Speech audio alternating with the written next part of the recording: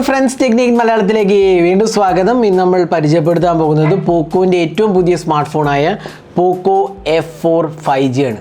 അപ്പോൾ കഴിഞ്ഞ വർഷം പോക്കോ അവരുടെ Poco F3 GT ഇറങ്ങിയിരുന്നു. വളരെ പവർഫുള്ളായ ഹാർഡ്വെയർ ആയിരുന്നു.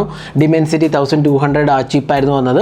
ഇത്തവണ Poco F4 5G ഇത് ഗ്ലോബൽ ഡെബ്യൂ ആണ്. ആക്ച്വലി ഇത് ഇന്ത്യയിലും ഗ്ലോബലും ഒരേ ദിവസം ഒരേ ടൈമിലാണ് ലോഞ്ച് ചെയ്യുന്നത്. അപ്പോൾ ഇത് ഗ്ലോബൽ ഡെബ്യൂ ആണ് Poco F4 5Gൻ്റെ. അപ്പോൾ ഇതിൻ്റെ ഒരു ക്വിക്ക് അൺബോക്സിംഗ് ആണ് നമ്മൾ ചെയ്യാൻ പോകുന്നത്.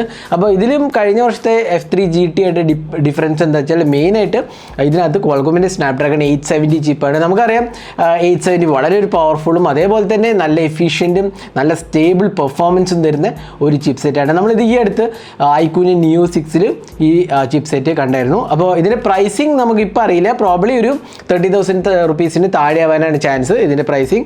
അപ്പോൾ Poco F4 5Gൻ്റെ ഒരു അൺബോക്സിംഗ് ആണ് നമ്മൾ ചെയ്യാൻ പോകുന്നത്. അപ്പോൾ അൺബോക്സിംഗ് തുടങ്ങുന്നതിന് വേണ്ടി ഈ ചാനൽ ആദ്യമായിട്ടാണെങ്കിൽ സബ്സ്ക്രൈബ് ബട്ടൺ ഒന്ന് പ്രസ് ചെയ്യുക, അതേപോലെ തന്നെ ബെൽ ഐക്കൺ ക്ലിക്ക് ചെയ്യുമ്പോൾ നിങ്ങൾക്ക് എല്ലാ വീഡിയോസിൻ്റെയും നോട്ടിഫിക്കേഷൻ കൂടെ ലഭിക്കുന്നതാണ്. അപ്പോൾ നമുക്കിതിൻ്റെ അൺബോക്സിംഗിലേക്ക് കിടക്കാം. അപ്പോൾ ഇതാണ് Poco F4 5Gൻ്റെ ബോക്സ് പാക്കേജ്. അപ്പോൾ നമുക്ക് അൺബോക്സിംഗിലേക്ക് കിടക്കാം. ബ്ലാക്ക് ബോക്സ് ആണ്, യെല്ലോ ബ്രാൻഡിംഗ് ആണ് കൊടുത്തിരിക്കുന്നത്.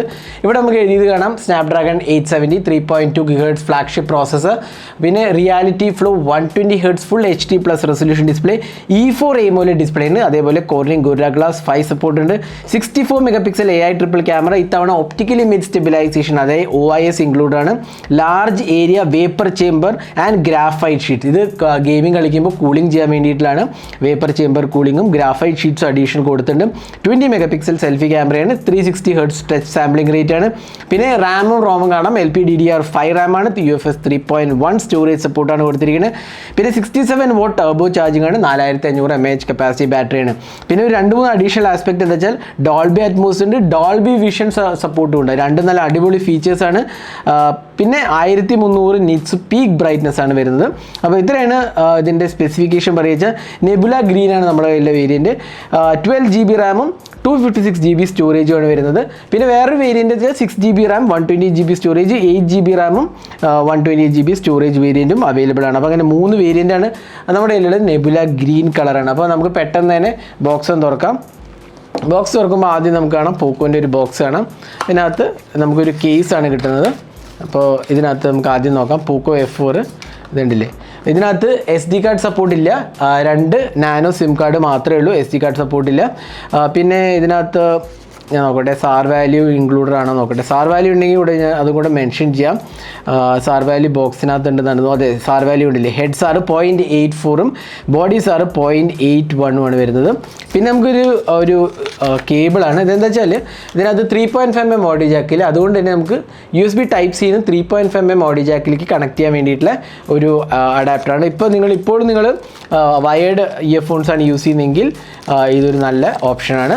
പിന്നെ നമുക്ക് കിട്ടുന്ന ഒരു നല്ല TPU കേസാണ്. സ്റ്റാൻഡേർഡ് TPU കേസാണ്, കുഴപ്പമില്ലാത്ത ഒരു TPU കേസാണ് കൊടുത്തിരിക്കുന്നത്. പിന്നെ അടുത്ത് നമുക്ക് ഫോൺ കാണാം. അപ്പോൾ ഇതൊക്കെ ഒന്ന് മാറ്റി വയ്ക്കാം. അപ്പോൾ ഫോണാണ് പിന്നെ വരുന്നത്. ഫോണിനോട് മാറ്റി വയ്ക്കാം. ഇവിടെ നമുക്ക് കിട്ടുന്ന ഒരു USB Type-C ചാർജിങ് കേബിളാണ്, നമ്മൾ സ്റ്റാൻഡേർഡ് ചാർജിങ് കേബിളാണ്. പിന്നെ നമുക്ക് വരുന്നത് 67 W അഡാപ്റ്ററാണ് വരുന്നത്. ഇതുണ്ടല്ലേ സ്റ്റാൻഡേർഡ് മീൻ്റെ 67 W സോണിക് അഡാപ്റ്ററാണ് വരുന്നത്. USB Type-A പോർട്ടാണ് വരുന്നത്. അപ്പോൾ ഇത്രയാണ് ബോക്സിനകത്ത് വരുന്നത്. നമുക്ക് ഡിവൈസ് ഒന്ന് ബൂട്ട് ചെയ്തിട്ട് അതിൻ്റെ ഫീച്ചേഴ്സൊക്കെ പറയാം. അപ്പോൾ നമ്മൾ ഫോൺ ബൂട്ട് ചെയ്യാണ്. അപ്പോൾ ബൂട്ട് ചെയ്യുമ്പോൾ നമുക്ക് ആദ്യം തന്നെ ഡിസൈൻ ലാംഗ്വേജ് ഒന്ന് നോക്കാം. ഇപ്പോൾ ഇവിടെ നമുക്ക് കാണാം ഇതൊരു ഗ്ലാസ് ഫിനിഷാണ്. ഇവിടെ നമുക്ക് ട്രിപ്പിൾ ക്യാമറ സെറ്റപ്പ് കാണാം. 64 MP പ്രൈമറി ക്യാമറ, പിന്നെ ഒരു 8 MP ക്യാമറയും മാക്രോ സെൻസറാണ്. ഇവിടെ കണ്ടില്ലേ ട്രിപ്പിൾ ക്യാമറ സെറ്റപ്പ്, LED ഫ്ലാഷും കാണാം. പോക്കോൻ്റെ ബ്രാൻഡിങ് കാണാം, 5G എഴുതി കാണാം. ഇവിടെ പവർ ബട്ടനാണ് വരുന്നത്, അതേപോലെ തന്നെ വോളിയം റോക്കർ കീസും കാണാം. പവർ ബട്ടനാണിത്. ഇതിനകത്ത് തന്നെ ഫിംഗർ പ്രിൻറ്റ് സ്കാനർ ഇൻക്ലൂഡഡ് ആയിരിക്കുന്നത്. മുകളിലൊരു സ്പീക്കർ യൂണിറ്റും അതേപോലെ IR ബ്ലാസ്റ്ററാണ് വരുന്നത്. താഴത്ത് നമുക്ക് കിട്ടുന്ന സിം ട്രേയാണ്, ഞാൻ നേരത്തെ പറഞ്ഞു. ഇതിനകത്ത് SD കാർഡ് സ്ലോട്ട് ഇല്ല. പിന്നെ ഒരു USB Type-C പോർട്ടാണ്, പിന്നെ സ്പീക്കർ യൂണിറ്റാണ് വരുന്നത്. പിന്നെ നമുക്കിവിടെ ലെഫ്റ്റ് സൈഡിൽ ഓപ്പണിങ്സോ സ്ലോട്ട്സോ ഒന്നും തന്നെ ഇല്ല. ഇതാണ് ഡിസൈൻ ലാംഗ്വേജ്. നല്ലൊരു ഫ്ലാറ്റ് ഡിസൈനാണ്. ബോക്സി സൈഡ് ഒരു ഫ്ലാറ്റ് ഡിസൈനാണ് വരുന്നത്. പിന്നെ ബാക്കിൽ നമുക്ക് ഗ്ലാസ് ഫിനിഷ്. ഇത് ആക്ച്വലി ഗ്ലാസ് ആണ്. ഈ ഗ്ലാസ് ടഫൺ ഗ്ലാസ് ആണ് കൊടുത്തിരിക്കുന്നത്. ഫ്രണ്ട് പാനലാണെങ്കിൽ നമുക്ക് ഗോറില്ല ഗ്ലാസ് 5 സപ്പോർട്ടാണ് വരുന്നത്. നല്ലൊരു ഇൻഹാൻഡ് ഫീലൊക്കെ ഉണ്ട്. നല്ല സ്ലിം ഡിവൈസാണ്, വളരെ നല്ലൊരു ഇൻഹാൻഡ് ഫീലും ഉണ്ട്. അപ്പോൾ ഇതാണ് ഡിവൈസ് നമ്മൾ ബൂട്ട് ചെയ്തിരിക്കുന്നത്. അപ്പോൾ നമുക്കിവിടെ കിട്ടുന്നത് ഒരു ഫുൾ HD+ AMOLED ഡിസ്പ്ലേ ആണ്. 120 Hz റിഫ്രഷ് റേറ്റ് ആണ്. ഇവിടെ ഒരു പഞ്ച് ഹോൾ സെൽഫി ക്യാമറ കാണാം. പിന്നെ നമുക്ക് ഇതുണ്ടല്ലേ UI കാണാം. നല്ലൊരു ഡിവൈസാണ്. അപ്പോൾ ഡിസ്പ്ലേൻ്റെ കാര്യത്തിൽ നല്ലൊരു റെസ്പോൺസാണ്, ടച്ച് റെസ്പോൺസ് ആണെങ്കിലും നല്ലൊരു UI എക്സ്പീരിയൻസ് ആണ്. നമുക്ക് ജസ്റ്റ് ഒന്ന് സെറ്റിങ്സിലേക്ക് പോകാം. നമുക്ക് ജസ്റ്റ് ഡിസ്പ്ലേ നോക്കാം. ഇതുണ്ടല്ലേ, ഡിസ്പ്ലേയിൽ 120 Hz റിഫ്രഷ് റേറ്റ് ഉണ്ട്, സ്റ്റാൻഡേർഡ് റിഫ്രഷ് റേറ്റ് നമുക്ക് ഓപ്ഷൻ ഉണ്ട്. നമുക്കിവിടെ കണ്ടത് 60 Hz സ്റ്റാൻഡേർഡ് റിഫ്രഷ് റേറ്റ് വേണമെങ്കിൽ സെറ്റ് ചെയ്യാവുന്നതാണ്. പിന്നെ നമുക്കിവിടെ എന്താ പറയുക, കളർ സ്കീമും വേണമെങ്കിൽ ചൂസ് ചെയ്യാം. Vivid, saturated, original colour, advance colour, അങ്ങനെ നമുക്ക് കളർ ഓപ്ഷൻസും ചൂസ് ചെയ്യാവുന്നതാണ്. 1300 നിറ്റ്സ് പീക്ക് ബ്രൈറ്റ്നസ് ഉണ്ട്. പിന്നെ അതേപോലെ ഡോൾബി വിഷൻ സപ്പോർട്ടും ഉണ്ട്, ഡോൾബി ആറ്റ്മോസ് സപ്പോർട്ടും ഉണ്ട്. ഡോൾബി വിഷൻ്റെ ഗുണം എന്താ വെച്ചാൽ നമുക്ക് മൂവീസൊക്കെ വാച്ച് ചെയ്യാൻ നല്ലൊരു എക്സ്പീരിയൻസ് ആയിരിക്കും. പ്രത്യേകിച്ച് നെറ്റ്ഫ്ലിക്സിലേക്കുള്ള കോണ്ടന്റ് കാണാൻ നല്ലൊരു എക്സ്പീരിയൻസ് ആണ് നമുക്ക് കിട്ടുന്നത്. പിന്നെ നമുക്ക് എബൌട്ട് ഫോൺ എടുത്തു കഴിഞ്ഞാൽ നമുക്കിവിടെ കാണാം പോക്കോ F4 5G MIUI വേർഷൻ 13.0.2. നമുക്ക് ആക്ച്വലി ഒരു അപ്ഡേറ്റ് വന്നിട്ടുണ്ട്.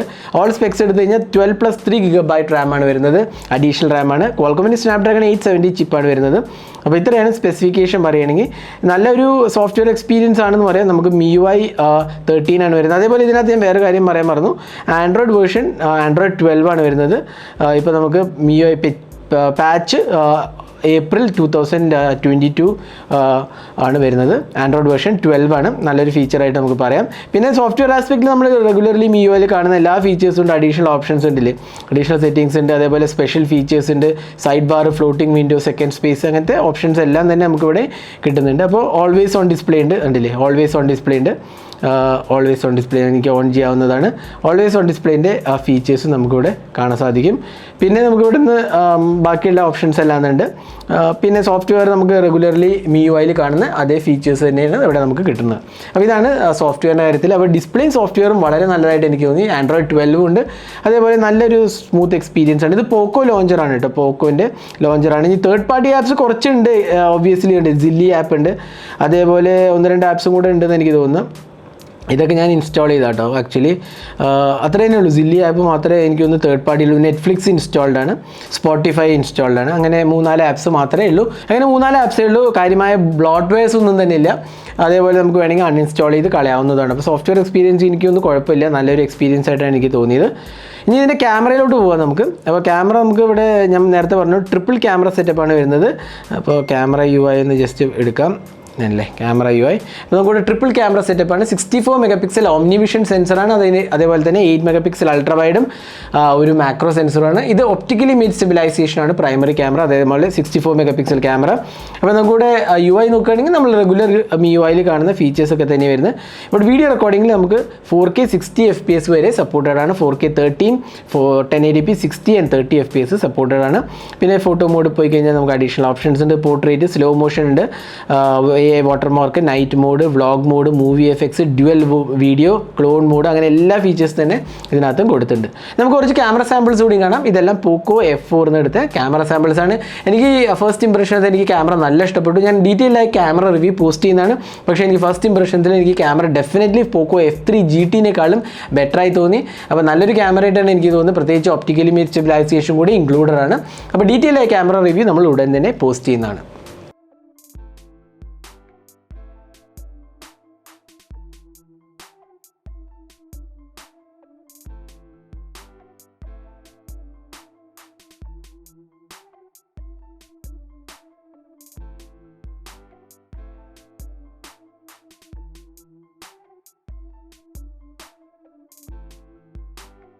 പിന്നെ ഇതിനകത്ത് വരുന്നത് 4500 mAh കപ്പാസിറ്റി ബാറ്ററിയാണ്. അതേപോലെ തന്നെ നമുക്ക് കിട്ടുന്നത് ഒരു 67 watt ചാർജിങ് ആണ് വരുന്നത്. നമ്മൾ ചാർജിങ് ടെസ്റ്റ് ചെയ്താലേ നമുക്ക് പറയാൻ പറ്റില്ല എത്രത്തോളം ബാറ്ററി സ്പീഡിലാണ് ചാർജ് ചെയ്യുന്നുള്ളത്. അതേപോലെ തന്നെ ബാറ്ററി ലൈഫ് നമ്മൾ ടെസ്റ്റ് ചെയ്തിട്ട് പറയാൻ സാധിക്കില്ല. എങ്കിലും നല്ലൊരു ബാറ്ററി ലൈഫ് നമുക്ക് കിട്ടേണ്ടതാണ് 4500 mAh കപ്പാസിറ്റി ബാറ്ററി ഉണ്ട്.